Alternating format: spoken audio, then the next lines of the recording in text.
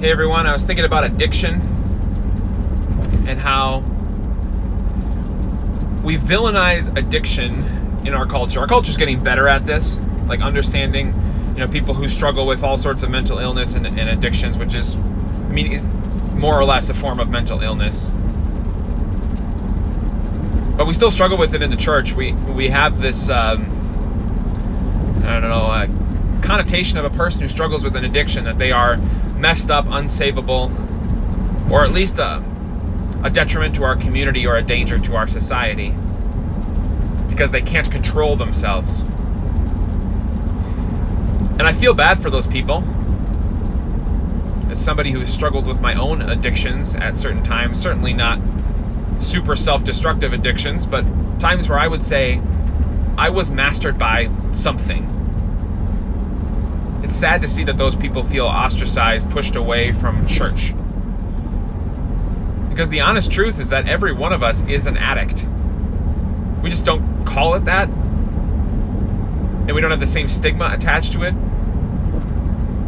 When I say in the confession of sins at the beginning of the worship service that I am sinful by nature, and that I am acting out that sinfulness in my everyday life with my thoughts, words, and actions, I'm confessing an addiction to sin.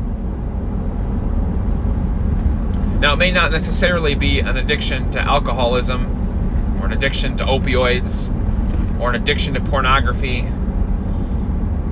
but it might be an addiction to narcissism, an addiction to self-righteousness, an addiction to self-pity, an addiction to vanity, an addiction to greed, an addiction to control or power. Every one of us is addicted. If we weren't, we would not be sinful. We would not be living in this sinful world. So instead of trying to figure out who has an addiction to whatever thing, whether big or small, maybe it would be good for us to all just examine our own hearts and see, what is the thing that has mastery over me? What is the thing that, if I lost it, life would cease to be as pleasant as it is right now? What is the thing that scares me to think of not having it? And I'm not saying you shouldn't care about stuff like some of you may think like, oh, like I care about my spouse, or I care about my kids, or like you should want those things.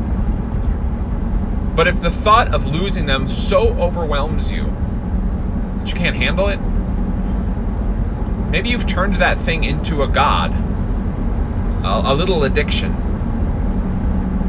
The beauty of Christianity is that every one of us sits in the pew or in the chair as an addict, unable to remove ourselves from our sinful nature in its many different manifestations, whether big, small, known, unknown, but that the grace of Jesus Christ covers all of us, makes us one with Him, and therefore one with the Father, and says there is no difference now between all of you, whether you're Jew or Greek, slave or free, male or female, all are one in Christ.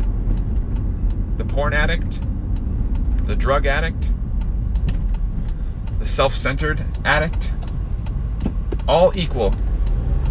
All fallen short of the glory of God, all freely justified by His grace. If we have that attitude, we'll be a little bit more understanding, I think, of the people who do have what the world stigmatizes as the big addictions. I pray that I'm part of that cause to help that. I pray you are too.